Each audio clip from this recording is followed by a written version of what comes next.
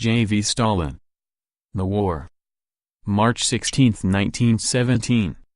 Source: Works, Volume 3, March to October, 1917. Publisher: Foreign Languages Publishing House, Moscow, 1954.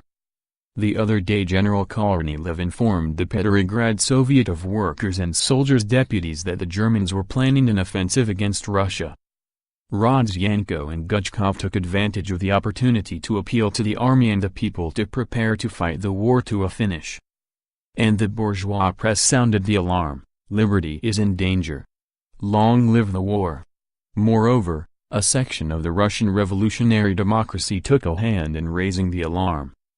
To listen to the alarmists, one might think that the situation of Russia today resembles that of France in 1792, when the reactionary monarchs of Central and Eastern Europe formed an alliance against Republican France with the object of restoring the old regime in that country.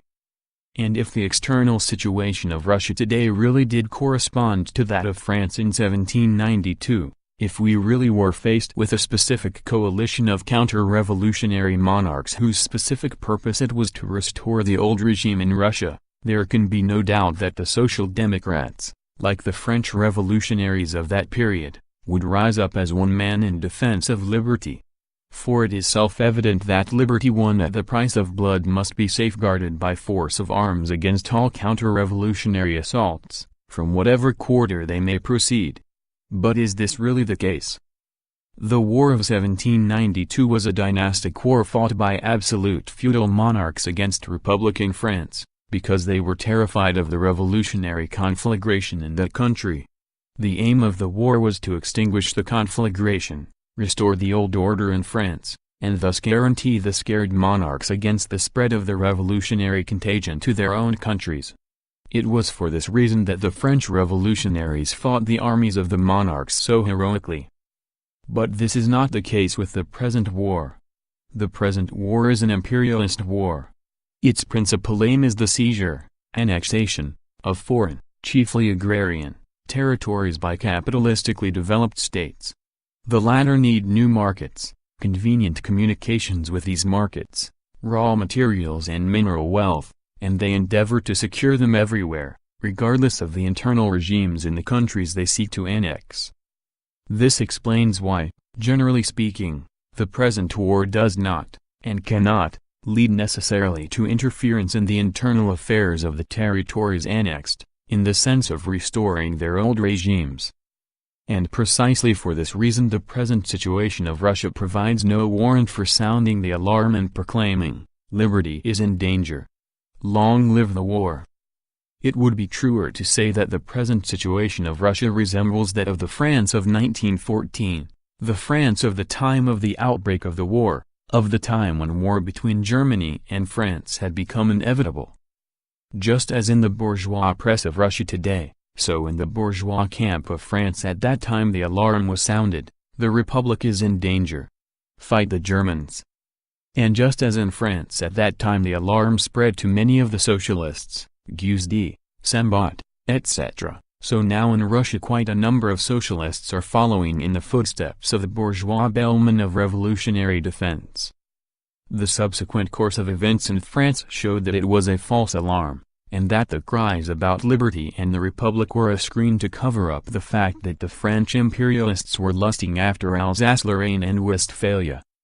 We are profoundly convinced that the course of events in Russia will reveal the utter falsity of the immoderate howling that liberty is in danger. The patriotic smoke screen will disperse, and people will see for themselves that what the Russian imperialists are really after is the Straits and Persia. The behavior of Guzdi, Sembat and their like was duly and authoritatively assessed in the anti-war resolutions of the Zimmerwald and Kiental Socialist Congresses, 1915–16. See footnote 1. Subsequent events fully proved the correctness and fruitfulness of the Zimmerwald and Kiental theses. It would be deplorable if the Russian revolutionary democracy, which was able to overthrow the detested Tsarist regime, were to succumb to the false alarm raised by the imperialist bourgeoisie and repeat the mistakes of Guzdi and Sembat. What should be our attitude, as a party, to the present war? What are the practical ways and means capable of leading to the speediest termination of the war? First of all, it is unquestionable that the stark slogan, "Down with the war," is absolutely unsuitable as a practical means, because, since it does not go beyond propaganda of the idea of peace in general, it does not and cannot provide anything capable of exerting practical influence on the belligerent forces to compel them to stop the war. Further, one cannot but welcome yesterday's appeal of the Petrograd Soviet of Workers' and Soldiers' Deputies to the peoples of the world, urging them to compel their respective governments to stop the slaughter. This appeal, if it reaches the broad masses, will undoubtedly bring back hundreds and thousands of workers to the forgotten slogan, "Workers of all countries, unite." It must be observed, nevertheless, that it does not lead directly to the goal.